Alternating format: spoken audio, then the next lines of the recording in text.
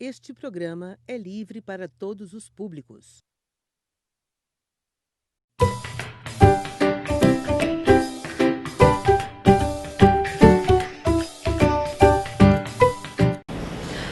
Boa tarde, querida aluna. Estamos aqui mais uma vez para a nossa aula de História, né? Nós podemos nos encontrar, né, no canal da CEMED de Rosário aqui. Você se inscreve e ativa o sininho para não perder nenhuma atualização.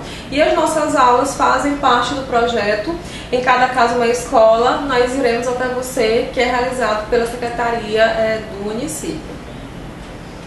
A nossa aula de hoje vai ser a continuação da aula anterior, né, a Primeira República. Nós falamos na aula passada sobre os conflitos no campo e hoje a gente vai falar um pouco sobre como é que isso acontecia na cidade. Por onde que você vai acompanhar a nossa aula, né? A nossa aula se baseia no seu livro didático, né? Então acompanhe seus estudos pelo livro didático. Ele foi feito e foi escolhido especialmente para você. Começando aqui a nossa aula, né? A produção do café, ela gerou muito lucro ao longo do século XIX e ainda nesse século, né, houve investimento nessas próprias plantações. Também foi necessário que se investisse na infraestrutura produtiva, no escoamento dessa produção, ou seja, nas ferrovias, que era o principal meio de locomoção mais rápido desse momento, nas companhias de navegação, se investisse na luz elétrica e também na melhoria das estradas. Essa produção cafeeira, ela possibilitou que em São Paulo e no Rio de Janeiro começasse a haver atividade industrial. E aí nesse período, início do século XX, nós vamos ter sobretudo a concentração de indústrias nesses dois estados.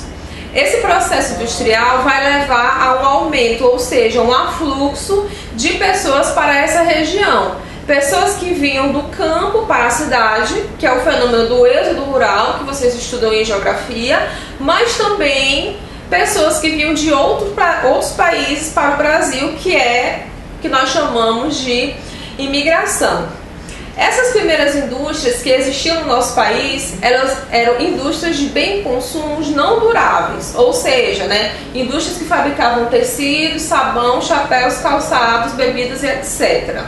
Aqui eu selecionei para que vocês observem, né, nós temos um cartaz da importadora de tecidos Augusto Rodrigues. Qual é o problema que nós temos nesse contexto, tendo indústrias de bens de consumo não duráveis? A primeira indústria que todo país tem que ter é a indústria de base: aço, ferro, carvão e energia elétrica. E aí no Brasil a gente só vai ter isso lá no período dos anos 30, que nós vamos falar sobre isso na época do Estado Novo. Continuando aqui, né? Falando, por exemplo, dos imigrantes que vieram aqui para o Brasil nesse contexto. O crescimento das cidades, ele demandou mão de obra para diferentes atividades. E aí, tanto os migrantes, ou seja, as pessoas que vinham do campo para as cidades, como os imigrantes, eles foram necessários para executar essas atividades. Professora, que atividades são essas? Poderiam ser atividades muito complexas, como ser um bancário, por exemplo, podia ser um pedreiro, podia ser uma pessoa que trabalhava no açougue. E foi necessário que essas pessoas viessem para cá para suprir essa necessidade de mão de obra.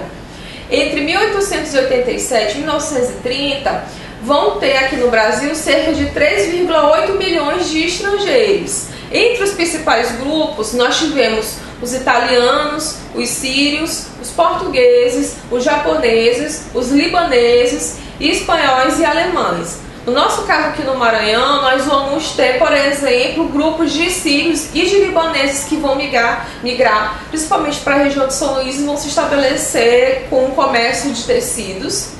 Muitos desses imigrantes, eles foram para as zonas cafeeiras, né, sobretudo Rio de Janeiro e São Paulo, ou trabalharam nas indústrias. Quando eles chegavam, né, nessas zonas de café, eles se deparavam com a situação de trabalho igual à época dos escravizados. Logo, eles ficaram descontentes e muitos deles resolveram sair dessa situação de trabalho em fazendas e migraram para as zonas urbanas, onde ingressaram na atividade industrial. Por que esses imigrantes, né? Por que, por exemplo, não investir na qualificação da mão de obra, né, desses afro-brasileiros que já viviam aqui nesse contexto, né? Os imigrantes, eles foram a mão de obra escolhida, isso desde o final do século XIX, porque isso fazia parte de um projeto de branqueamento da elite brasileira na época. Não sei se vocês lembram, mas nesse período aqui se acreditava, né, que havia uma questão que as populações que tivessem o maior número de pessoas brancas seriam mais desenvolvidas e as populações que tivessem o maior número de pessoas negras seriam menos desenvolvidas, né? Isso aqui é baseado no racismo científico e a gente vai falar um pouco sobre isso mais à frente. Nesse contexto também, baseado nessas novas ideias, né, que são ideias nesse contexto científicas, né, o racismo ele tinha uma base científica, mas que hoje a gente vê que isso era preconceituoso, também existiam noções de medicina, que eram noções de medicina, por exemplo, que vão parecer com o que nós conhecemos hoje.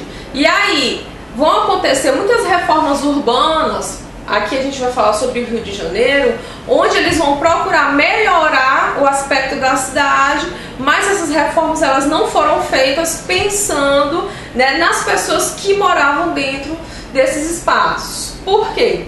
Porque a ocupação habitacional das cidades do Brasil ela não é planejada. E aí eu tomo como exemplo aqui as cidades do período colonial. Geralmente são cidades que os casarões eles são um lado do outro, né? As ruas são bastante estreitas. Geralmente é uma característica dos portugueses construírem, né, essas habitações próximo ao curso de rios. Então todo o centro velho, né, das cidades que tem origem portuguesa geralmente tem casas uma ao lado da outra e tem ruas muito pequenas. Com o aumento do número de habitantes nessas cidades, sobretudo no Rio de Janeiro, vai haver inúmeros cortiços no centro, né? Professora, eu não sei o que é um cortiço. Cortiço hoje a gente pode dizer analogamente, por exemplo, que seria uma kitnet, né? Um conjunto de kitnet, geralmente você tem casas ao lado da outra, várias pessoas moram dentro de um mesmo espaço. E a gente faz assim, para que vocês entendam, né? As kitnets que a gente conhece hoje eram os cortiços, por exemplo, que existiam no século XIX e no início do século XX. Professora, por que a senhora falou do Rio de Janeiro aqui? Por que havia muita concentração de pessoas no Rio de Janeiro? Porque o Rio de Janeiro era a capital, né, do Brasil, nesse contexto aqui.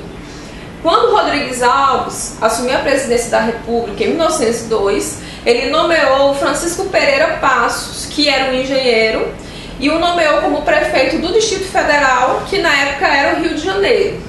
O Pereira Passos, ele deu início à reforma urbana na capital, demolindo casarões e expulsando à força a população pobre para os morros. Aí aqui eu escolhi uma charge que é da revista Ilustrada, né? Eu já mostrei uma charge dessa na nossa aula passada, onde está representado o quê? Uma cabeça de porco. O que isso quer dizer, professora? Cabeça de porco era o nome de um cortiço que existia lá no Rio de Janeiro, um cortiço enorme, que ele foi derrubado, né, à força, amarretada, literalmente, pelo Cipriano Barata. E aí a revista Ilustrada fez essa charge aqui, e essa derrubada desse cortiço foi em 1893. Aí aqui eu selecionei, né, duas fotos para que vocês observem a importância desse processo, né? O Rio de Janeiro, ele não foi a única cidade a passar por esse processo de remodelação. Na verdade, esse processo de remodelação que aconteceu, ele foi baseado na cidade de Paris, que foi feita pelo Haussmann, que era o prefeito à época. E aí eu tenho uma foto, né, da cidade de Paris. Se vocês observam aqui, né, nós temos vários casarões derrubados. É uma cidade medieval. Essa reforma ela aconteceu entre 1853 e 1870, onde a cidade de Paris foi totalmente remodelada para avenidas mais largas, que lá se chamam Boulevard. E aqui nós temos fotos da construção da Avenida Central no Rio de Janeiro, que também era uma cidade colonial, né? Então temos aqui, ó, a destruição dos casarões para a construção de uma avenida muito mais larga. E essa reforma no Rio aconteceu de 1903 a 1906. Professora, a senhora comentou, né, que eles derrubaram as casas e essas pessoas foram para onde? Essas pessoas começaram a se deslocar para as áreas mais altas da cidade, e é isso que vai levar à formação dos morros ou das favelas como nós conhecemos hoje, porque o primeiro morro que foi habitado por pessoas que foram expulsas da área do centro foi chamado de Morro da Favela. Nesse período também, né, nós vamos ter a luta pela cidadania. Eu não sei se vocês se lembram, né, que na aula passada eu comentei que havia muitas questões envolvidas na Primeira República, e uma dessas questões muito importante era o analfabetismo, que era muito grande, 65% da população. Também nesse momento, essas pessoas elas vão lutar contra as arbitrariedades dos governantes, dos proprietários de terra e de uma pequena elite que dominava a política local ou dominava a política, se a gente lembrar das políticas dos governadores. E aí, nesse momento aqui nas cidades, nós vamos ter algumas revoltas entre 1904 e 1910, que é a revolta da vacina e a revolta da chibata. Também os trabalhadores fabris, eles lutavam por melhores condições, né, dentro da sua atividade laboral, porque ainda não tinha ocorrido, né, o debate sobre leis trabalhistas no Brasil já no início do século XX, e a comunidade negra também lutava contra o racismo e a exclusão social. Selecionei para vocês aqui um jornal, né, chamado A Plebe. Geralmente esses jornais eram feitos pelos operários, né, que tinham inclinações ao anarquismo. E aí, como eu falei das revoltas, a primeira revolta que nós vamos conversar vai ser a revolta da vacina. Professora, por que este nome? Justamente porque as pessoas estavam se recusando a tomar a vacina contra a peste bubônica. Né? O remodelamento da cidade do Rio de Janeiro, ele também foi pensado para erradicar as epidemias. Não só no Rio, mas no Brasil inteiro, todos os anos haviam surtos de febre amarela, de varíola, de peste bubônica, por exemplo, de tuberculose. As pessoas morriam, né, por pequenas, por ter verminose. Não havia um sistema de saúde pública. Então, nesse momento aqui, né, quando o Pereira Passos está reformando o Rio de Janeiro, ele também está querendo incluir nas pessoas noções de higiene. Só que as pessoas não tinham nessa época um conhecimento, por exemplo, escolar para entender o que era o que era higiene, e também não havia políticas para educar essas pessoas sobre essas noções de higiene. Nesse momento, quem vai ser o responsável por tentar colocar essa limpeza no Rio de Janeiro? Vai ser o Oswaldo Cruz, que ele era um médico sanitarista e ele foi nomeado diretor-geral da saúde pública. O que foi que ele fez? Ele criou brigadas sanitárias para combater o mosquito causador da febre amarela, a caça aos ratos e a vacinação obrigatória contra a varíola, que nesse caso aqui foi a lei de 1904. E aí é o que eu estou explicando para vocês. Nesse momento você não tem um sistema de saúde, você não tem uma campanha que explique para as pessoas qual é a importância de tomar uma vacinação. E o que foi que o governo fez? Ele obrigou as pessoas a tomar vacina, inclusive usando a violência, prendendo as pessoas, né, imunizando-as à força. A gente tem que pensar aqui mais ou menos como é a cabeça das pessoas no início do século XX. As pessoas ainda tinham dúvidas sobre vacina, né?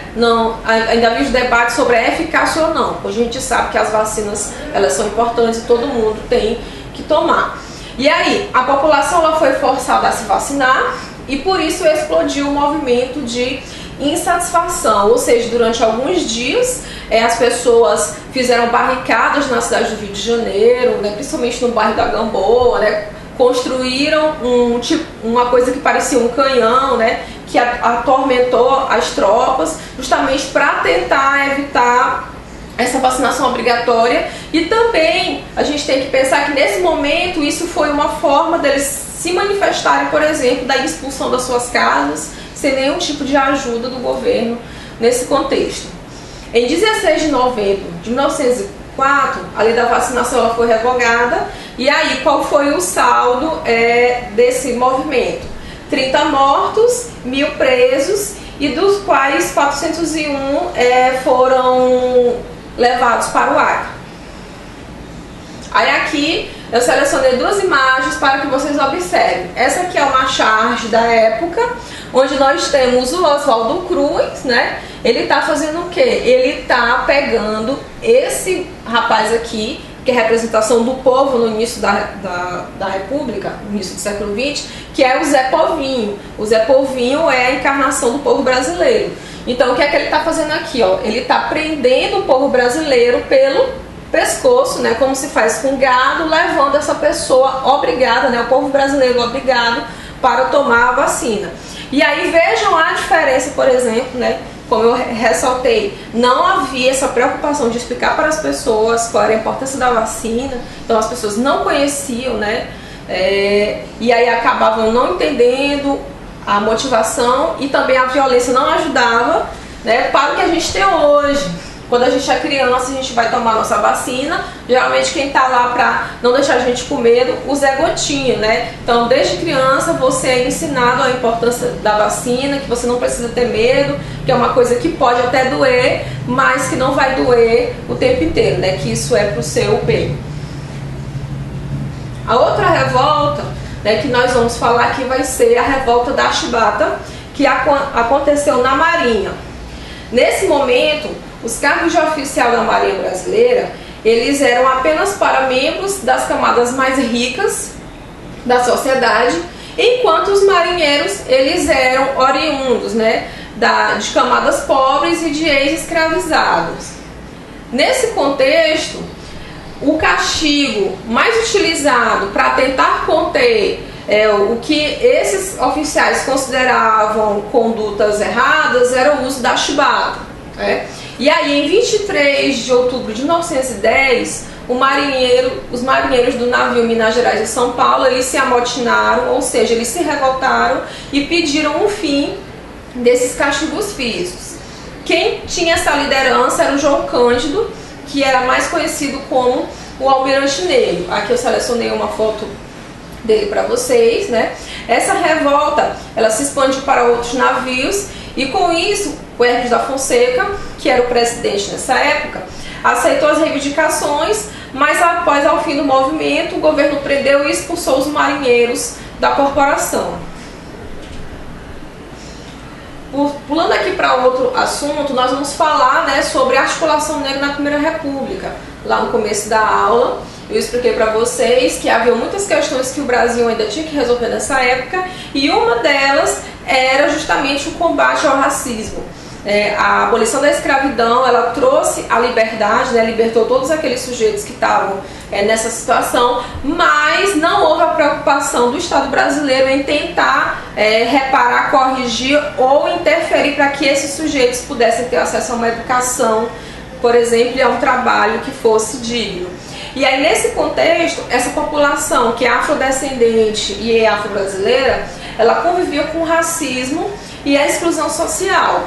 Nesse momento, o nacionalismo do brasileiro, ele era racista. Por quê? Porque ele se focava sobretudo na cultura europeia e ele condenava tudo que vinha de uma origem que não fosse da Europa, condenava, por exemplo, a cultura indígena e a cultura africana ou afro-brasileira. E aí, por causa disso, excluía também esses sujeitos desses espaços sociais. Como eu já coloquei, a abolição ela não representou uma igualdade de fato, pois os livres agora eles eram discriminados pela sua cor e eles não conseguiam trabalho nem mesmo de estudar. Muitos desses sujeitos, eles continuaram realizando as mesmas atividades da época da escravidão, muitas mulheres continuaram sendo empregadas domésticas e muitos homens continuaram fazendo os trabalhos, por exemplo, que a gente conhece como pregoeiro, né, que é aquela pessoa que vende coisas na rua, que hoje já não é mais tão comum. E poucos deles tinham acesso à escolarização. A reação da população negra nesse momento foi desenvolver associações para discutir ideias de pensadores negros e debater sobre melhores condições de vida. A principal maneira, né, que eles fizeram para debater isso foi através da imprensa, o que a gente conhece como jornal. Então esse tipo, né, de imprensa, desse debate, dessas publicações nesse contexto, ficou conhecido como imprensa negra, que eram jornais independentes que debatiam ideias sobre democracia, igualdade racial, econômica e social. Aqui, né, também falando sobre a organização operária. Nesse momento aqui, nós estamos falando, né, sobre um governo que ele não dialoga com os sujeitos, geralmente ele usa a força para convencê-los, né, ou coibir alguma atitude contra. Nós temos um governo que ele ainda tem uma atitude que é racista, e nós temos um governo que não entende a necessidade das pessoas terem um trabalho digno. Nesse momento aqui, você vai começar a ter a organização operária. Em 1808, o Brasil ele já possuía 54 mil trabalhadores na indústria, e em 1920 já eram 200 mil. O Brasil ele era um país, e ainda é, com uma herança escravista. Nesse contexto, como que as pessoas trabalhavam? De 14 a 16 horas por dia, sem direito a um salário mínimo. As mulheres não tinham direito à licença maternidade, não tinham direito às férias, não tinha indenização em caso de acidente de trabalho, e o trabalho infantil ele era permitido. A maioria desses operários que trabalhavam na indústria, eles eram imigrantes, né? Em sua maioria italianos, espanhóis e portugueses. E qual é o problema que existe nisso, né?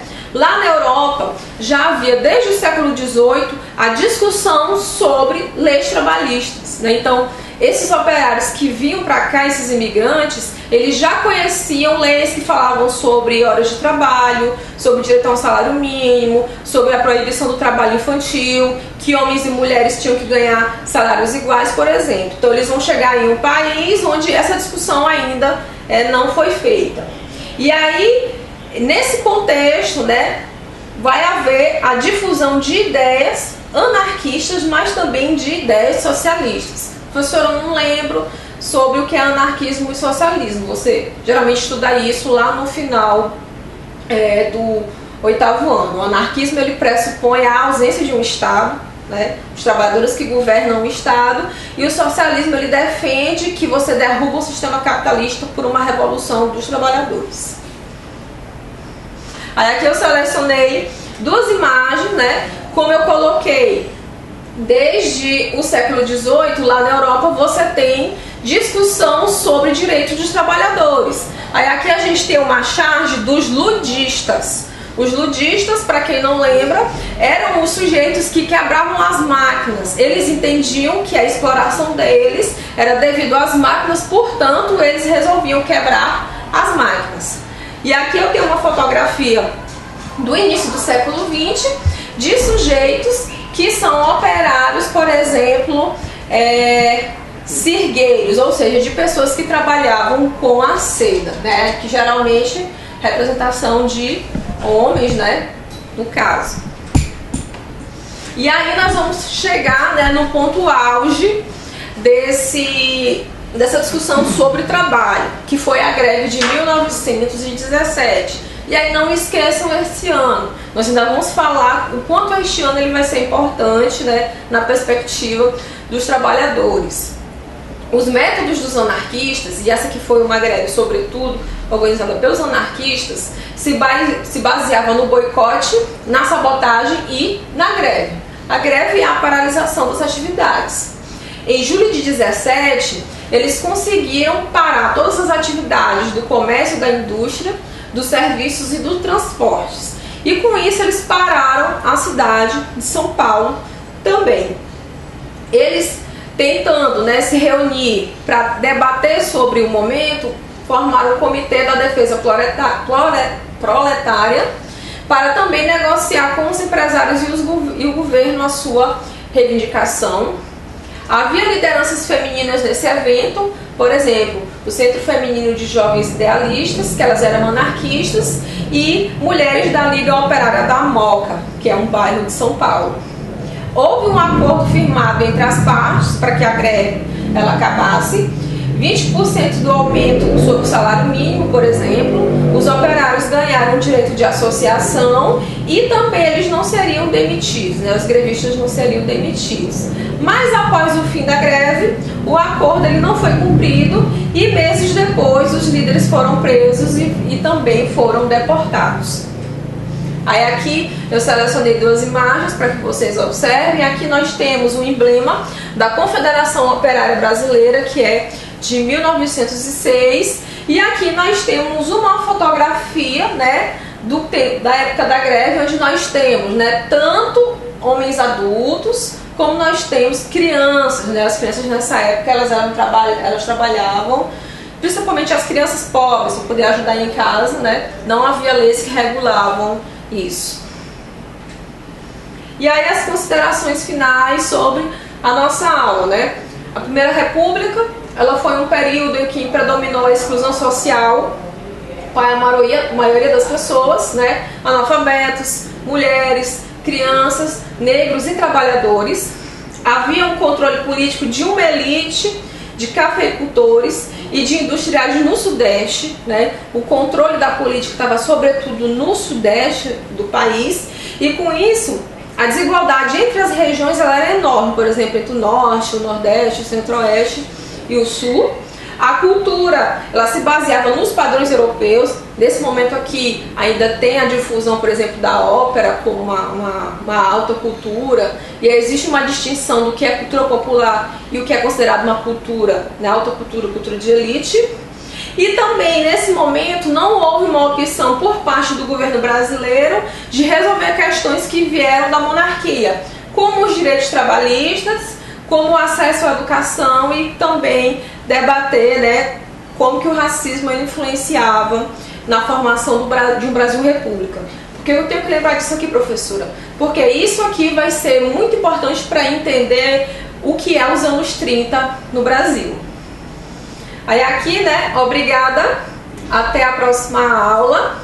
Qualquer dúvida, procure o professor de História da sua escola, e eu estou aqui te esperando para a gente se encontrar na próxima semana, onde nós vamos continuar o nosso debate sobre o Brasil no século XX.